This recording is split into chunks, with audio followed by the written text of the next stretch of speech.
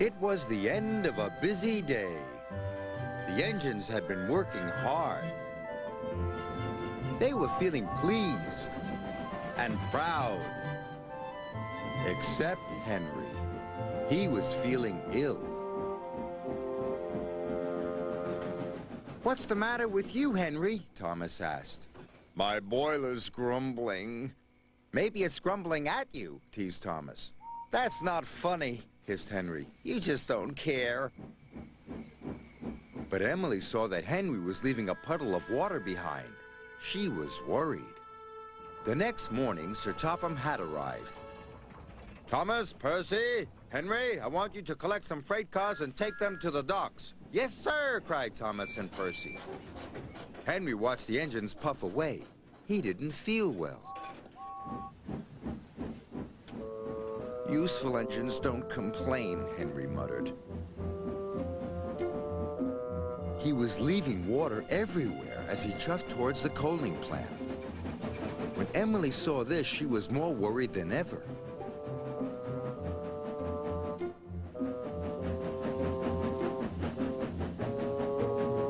Then Thomas and Percy overtook Henry.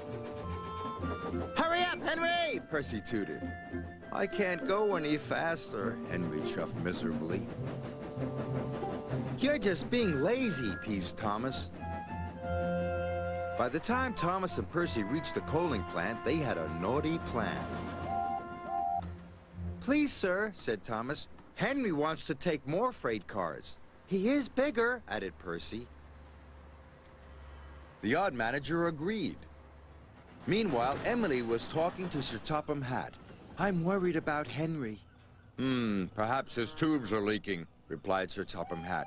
"You'd better check."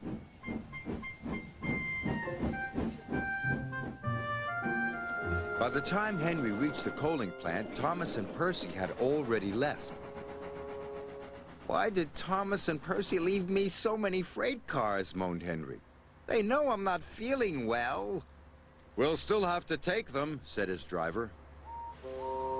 Henry chuffed and puffed and pulled his long line of freight cars.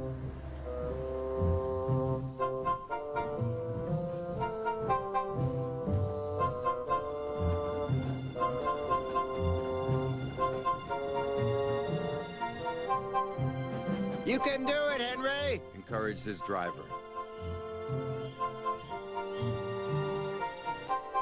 But it was no use. Henry ground to a halt. Just then, Emily arrived. "Are you all right, Henry?" "No," moaned Henry. "I'm stuck." Henry's firemen uncoupled the heavy freight cars. Emily changed tracks and then hooked up to Henry.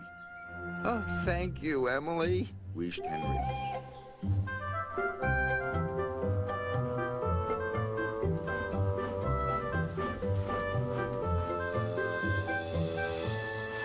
Emily and Henry puffed into the docks.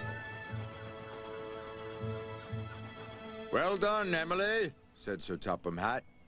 "Thank you, sir." Then he spoke to Henry. "You were brave, Henry. You weren't well, but you still tried to pull the heavy freight cars." Thomas and Percy felt ashamed. "We're sorry, Henry," said Thomas. "We didn't think you were really sick," added Percy. "Go back and collect Henry's freight cars," said Sir Topham Hatt sternly. "Yes, sir," whispered Thomas. Soon Henry was mended and back at work.